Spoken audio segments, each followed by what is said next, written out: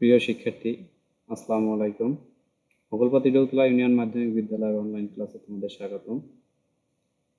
আমি মাইনুল ইসলাম, সহকারী শিক্ষক আইসিটি, ভোগলপাতি ডৌতলা ইউনিয়ন মাধ্যমিক বিদ্যালয়। আমি আজকে যে ক্লাসটি নিতে যাচ্ছি সেটি হচ্ছে নবম দশম শ্রেণীর আইসিটি বিষয়ের দ্বিতীয় অধ্যায়ের সফটওয়্যার ইনস্টল ও আনইনস্টল। আমি সফটওয়্যার ইনস্টল করার বিভিন্ন প্রক্রিয়াগুলো তোমাদেরকে দেখাবো। যতগুলো প্রক্রিয়া আছে সেগুলো সবগুলোই এক এক করে দেখাবো। তোমরা আশা করি ধৈর্য সহকারে ক্লাসটি দেখবে। সফটওয়্যার ইনস্টলের পূর্বে আমাদের কিছু জেনে রাখা প্রয়োজন। আমরা জানি যে আইসিটি যন্ত্রগুলো সফটওয়্যার সাহায্যেই পরিচালিত হয়। এই সফটওয়্যারগুলো কম্পিউটার বা অন্যান্য যন্ত্রে ইনস্টল করতে হয়। এখানে দুই ধরনের সফটওয়্যার প্রয়োজন। তোমাদের জানে রাখা ভালো যে সফটওয়্যার মূলত দুই রকমের, একটা সিস্টেম সফটওয়্যার আর একটা অ্যাপ্লিকেশন সফটওয়্যার। সিস্টেম সফটওয়্যার আর একটা নাম হচ্ছে অপারেটিং সিস্টেম সফটওয়্যার। এই অপারেটিং সিস্টেম সফটওয়্যার ইনস্টল করা একটু ঝামেলার ব্যাপার, এর জন্য ভালো জানতে হয়, তা না হলে এটা দিতে গেলে ঝামেলা পড়তে হয়। কিন্তু অ্যাপ্লিকেশন সফটওয়্যারগুলো আমরা অহরহ সবসময় ব্যবহার করে থাকি, আমাদের ব্যক্তিগত প্রয়োজনে এগুলো ব্যবহার করে থাকি। কিন্তু এই সফটওয়্যার যদি আমরা সবসময় ইনস্টল দিতেই থাকি, হয়তো বা একসময় আমাদের আইসিটি ডিভাইস যেগুলো কম্পিউটার বা মোবাইল ফোন যেগুলোই হোক না কেন, সেগুলো কিন্তু দুর্বল হয়ে পড়ে বেশি সফটওয়্যার। তাই প্রয়োজনে ইনস্টল এবং যেগুলো দরকার নেই সেগুলোকে আমাদের আনইনস্টল করে নিতে হয়। আমরা যখন বাজার থেকে কোনো কম্পিউটার ক্রয় করি বা তখন কিন্তু বিক্রেতা আমাদের কাছে জিজ্ঞেস করে থাকে কোন কোন ধরনের সফটওয়্যারগুলো আপনার প্রয়োজন, সেগুলো ইনস্টল দিয়ে দেয় বা ব্যাকআপেও দিয়ে দিতে পারে সেটা।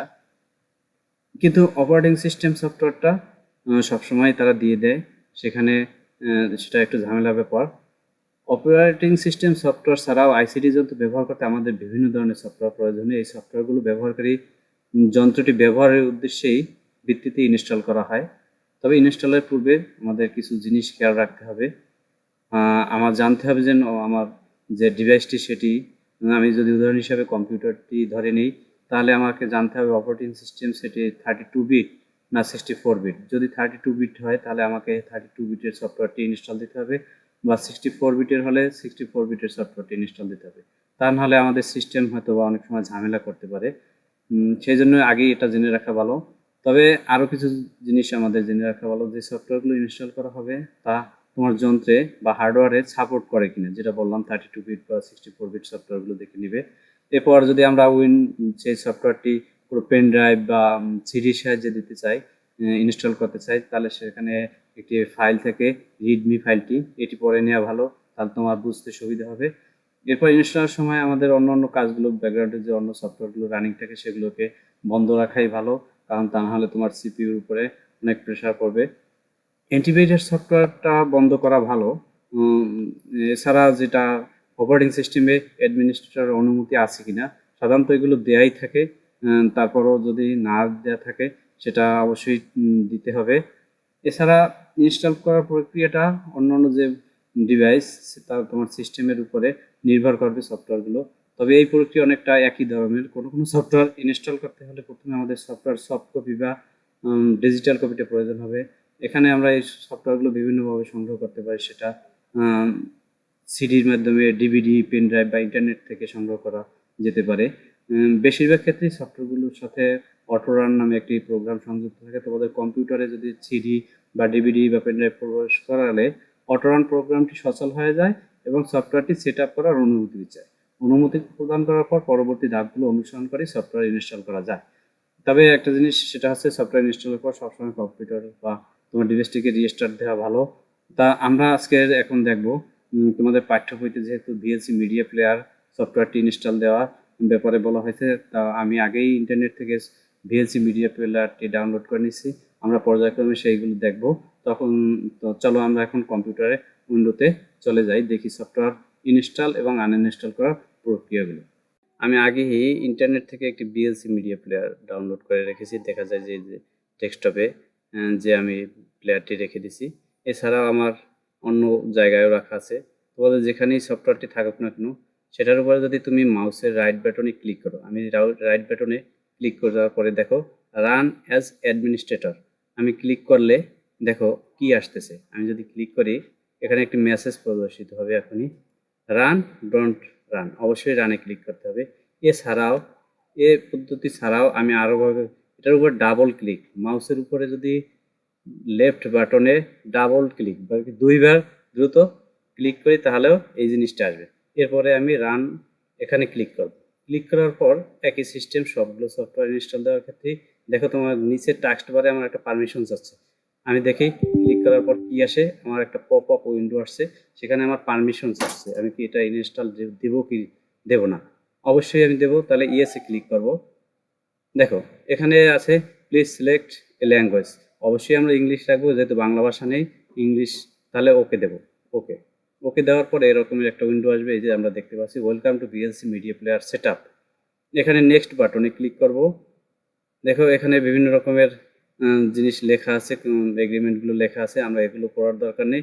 আবার নেক্সট বাটনে ক্লিক করব। এটা কোথায় ইনস্টল হবে, কি কি জিনিস, এগুলো আমাদের দেখার দরকার নেই। নেক্সট বাটনে ক্লিক। দেখো এখন এটা কোথায় ব্রাউজ হবে, কোথায় আমার এই সফটওয়্যারটা ইনস্টল হবে, অবশ্যই ডিফল্টভাবে যেখানে আসছে সেখানেই থাকবে। এবার তোমার যদি প্রয়োজন হয় তাহলে তুমি ব্রাউজ করে এটা অন্য কোনো জায়গায়, দিস পিসের অন্য কোনো জায়গায় তুমি এটাকে ইনস্টল করে নিতে পারো। তাহলে ডিফল্টভাবে যেটা আছে আমরা সেখানে ইনস্টল দেবো। ইনস্টল অপশনে যদি আমরা ক্লিক করে দেখো ইনস্টল হচ্ছে। এখন আমার কাজ কিন্তু প্রায় শেষের পর্যায়ে। সফটওয়্যার ইনস্টল দেওয়া খুবই সহজ পদ্ধতি। আমরা যেভাবে অ্যান্ড্রয়েড অ্যাপসগুলোতে, মোবাইলগুলোতে যেভাবে অ্যাপস ইনস্টল দিয়ে থাকি ঠিক একই সিস্টেমে, শুধু ইয়েস। তবে এখানে একটা জিনিস, অন্য অনেক ক্ষেত্রে তোমাকে একটা লাইসেন্সের জন্য রেডিও বাটনে ক্লিক করতে হবে যেন তুমি কি রাজি কি না রাজি না এরকমের। এখন দেখো run BLC media player tick mark দেওয়া আছে, যদি এটা উঠিয়ে দিই তাহলে আর এটা ওপেন হবে না। আমি একটু ওপেন করেই দেখাই, ফিনিশ বাটনে ক্লিক, তাহলে এখন কিন্তু continue agent VLC media player open হয়ে গেছে। এখন আমি যে কোনো ভিডিওতে ক্লিক করলেই এটা চলা শুরু করবে। এ তো গেল সিস্টেম ইনস্টল দেওয়ার পদ্ধতি। কিন্তু ইনস্টল দেওয়ার পদ্ধতিটা যতটা সহজ, আমাদেরকে আনইনস্টল দেওয়ার পদ্ধতিটা ঠিক একইভাবে, তবে একটু ব্যতিক্রম, সেটা আমি তোমাদেরকে এখন দেখিয়ে দেব। যেহেতু আমি বিএলসি মিডিয়া প্লেয়ারটি ইনস্টল দিয়েছি, তখন এখন আমি এটি আবার আনইনস্টল করব। তবে আনইনস্টল এটাই হলো, আনইনস্টল আমি আগেও বলে রেখেছি তোমাদের, অপ্রয়োজনীয় সফটওয়্যার ইনস্টল না দেওয়াটাই ভালো। এটার একটা বুদ্ধিমানের কাজ, কারণ তোমার সিপিইউ বেশিগুলো সফটওয়্যার ইনস্টল দিলে অনেক সময় ঝামেলার সৃষ্টি করবে, যার কারণে তোমার যে সফটওয়্যার প্রয়োজন নেই সেগুলো তুমি আনইনস্টল করে রাখবে। এতে করে তোমার পিসিটা খুব ভালো স্মুথলি চলতে থাকবে। তাহলে আনইনস্টল করবো আমরা এবারে।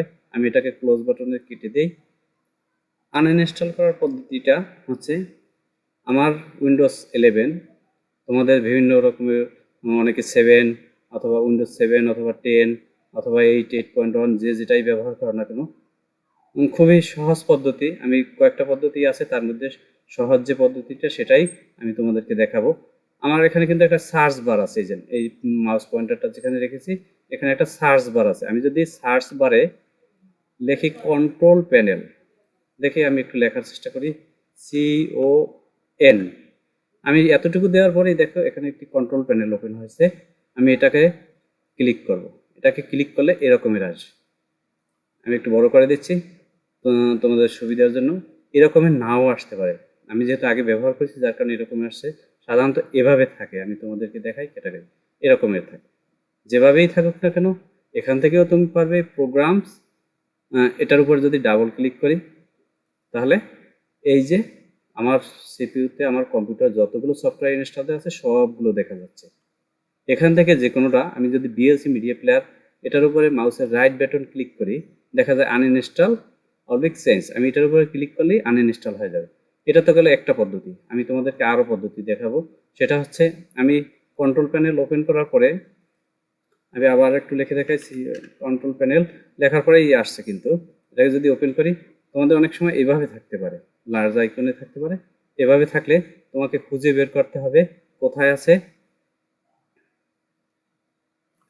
এই আনইনস্টল করার যে জিনিসটা, সেটা কোথায়, তোমাকে সেটা এই যে প্রোগ্রাম অ্যান্ড ফিচার এটার উপরে ক্লিক করলে সেই আগের মতন একই জিনিস আসছে। তুমি ভিএলসি মিডিয়া প্লেয়ার তোমাকে মাউসের হুইলে ঘুরি দিয়ে অথবা এখানে যে বারটা আছে এটাকে ড্র্যাগ করে তোমাকে যেতে হবে যেটাকে আনইনস্টল করবো সেটার কাছে যেতে হবে, ভিএলসি মিডিয়া প্লেয়ার। আমি এখানে রাইট বাটনে ক্লিক করে আনইনস্টল করতে পারি। এগুলো তো দুইটা পদ্ধতি, এছাড়াও আরও যে পদ্ধতিগুলো আছে আমি তোমাদেরকে দেখাবো। অনেক সময় যেটা হচ্ছে আমি এই স্টার্ট বাটনে ক্লিক করলাম, টাস্ক বারে দেখো স্টার্ট বাটনে ক্লিক করার পরে সেটিংস আছে, সেটিংস এটার উপরে ক্লিক করতে পারো, বা তোমার এখানে সেটিংস আছে, এখানেও যদি ক্লিক করি আমি সেটিংস পাবো, বিভিন্ন জায়গায় সেটিংস আছে, তুমি সেটিংস অপশনে ক্লিক করবে। ক্লিক করার পরে দেখো এখানে কিন্তু আসছে অ্যাপস, আমি ডান সাইডের এই নেভিগেশন বারটা দেখতে পাইছি, অ্যাপস লেখা আছে, অ্যাপসে যদি আমি ক্লিক করি এখান থেকে যাব অ্যাপস অ্যান্ড ফিচার, এটা ক্লিক করব, দেখি কি আসে, একটু অপেক্ষা করতে হবে। মাইক্রো এখান থেকে যদি আমি নিচের দিকে যাই অ্যাপসের লিস্টগুলো কিন্তু আমি দেখতে পাই, এই যে আমার যতগুলো অ্যাপস আছে সব কিন্তু এখানে ইনস্টল দেওয়া। আমি যেহেতু বিএলসি মিডিয়া প্লেয়ার আনইনস্টল করবো, সেহেতু আমাকে বিএলসি মিডিয়া প্লেয়ারের কাছে যেতে হবে, কোথায় আছে সেটা খুঁজে বের করতে হবে। আমি এভাবে নিচের দিকে যাই, যেহেতু দেখি এই বিএলসি মিডিয়া প্লেয়ার এটা এখানে আছে, আমি এখন এটাকে আনইনস্টল করবো। এই যে দেখা যাচ্ছে বিএলসি মিডিয়া প্লেয়ার, এখানে যদি আমি ডটের উপরে ক্লিক করি দেখো আনইনস্টল লেখাটা আসছে। আমি এবার তাহলে আনইনস্টলটা করে ফেলি, দেখি কিভাবে আনইনস্টল করা যায়। এই ডটে 3 ডটে ক্লিক করার পর আনইনস্টলে ক্লিক করলাম, দেখো এখানে আনইনস্টল। আমার কাছে আবার পারমিশনস আছে যে না আমি আনইনস্টল করবো কিনা, সেটা ইয়েস বাটনে ক্লিক করব। ক্লিক করার পর দেখো এখানে এই আগের মতন একটা অপশন আসছে, এই যে পপ আপ উইন্ডো আসছে, এখানে কিন্তু নেক্সট বাটনে ক্লিক করব। আনইনস্টল এখানে ডিলেট পারফরমেন্স অ্যান্সার, আমি যদি কোনো কিছু ব্যবহার করে সেটা আমি টিকমার্ক দিতে পারি, দিয়ে দিতে পারি, না দিয়ে দিতে পারি। আনইনস্টলে টিক চিহ্ন দেওয়া আছে, এটা ডিফল্টভাবেই দেওয়া আছে, তাহলে আমি আনইনস্টলে ক্লিক করে দিলাম। আনইনস্টলে ক্লিক করার পর একটু অপেক্ষা করতে হবে, তাহলে দেখো তোমার সিস্টেম থেকে আনইনস্টল ফিনিশ। আমি যে ফিনিশ দিয়ে দিয়েছি দেখো এখান থেকে আমার ভিএলসি মিডিয়া প্লেয়ারটা চলে গেছে, আমার সফটওয়্যার থেকে আমার সিপিইউ কম্পিউটার থেকে প্লেয়ারটি আনইনস্টল হয়ে গেছে। এভাবে তুমি তোমার কম্পিউটারে যে কোনো রকমের সফটওয়্যার আনইনস্টল দিতে পারবে। আশা করি তোমরা বুঝতে পারছো, যদি না বুঝতে পারো তাহলে আমাকে কমেন্টের মাধ্যমে জানাবে। আরও যে পদ্ধতিগুলো আছে সেগুলো আমি দেখানোর চেষ্টা করব সুন্দরভাবে, তবে আশা করি বুঝতে পারবে। আজকের ক্লাস, এর পরবর্তী ক্লাস হয়তো আমি দেখাবো যে এই আনইনস্টল দেওয়ার পরও আমাদের রেজিস্ট্রি কিগুলো অনেকগুলো থেকে যায়, সেগুলো কিভাবে ডিলিট করতে হয় সে ব্যাপারে, সেটা একটু অন্য রকমের প্রসেস, যার কারণে আমি আজকের ক্লাসটি অনেক বড় হয়ে যাচ্ছে, যার কারণে আজকে আর বলতেছি না। পরবর্তী ক্লাসে আমি সেটি দেখানোর চেষ্টা করব। ততক্ষণ তোমরা থাকবে, তোমরা যাদের বাসায় এই কম্পিউটার আছে বা বিদ্যালয়ে গিয়ে যে আইসিটি ল্যাব আছে সেখান থেকে একটি সফটওয়্যার ইনস্টল দিয়ে সেটাকে আবার আনইনস্টল করে তোমাদের শিক্ষকদেরকে দেখাবে। যাদের বাসা আছে তারা নিজেরা নিজেরা চেষ্টা করে দেখবে যে এভাবে সফটওয়্যারটি ইনস্টল করা যায় কিনা। ধন্যবাদ, আজকের এ পর্যন্তই। তোমরা ভালো থাকবে, পরবর্তী ক্লাসের জন্য অপেক্ষা করবে আমাদের পেজে। ধন্যবাদ, এই বলে আমি আমার আজকের ক্লাস শেষ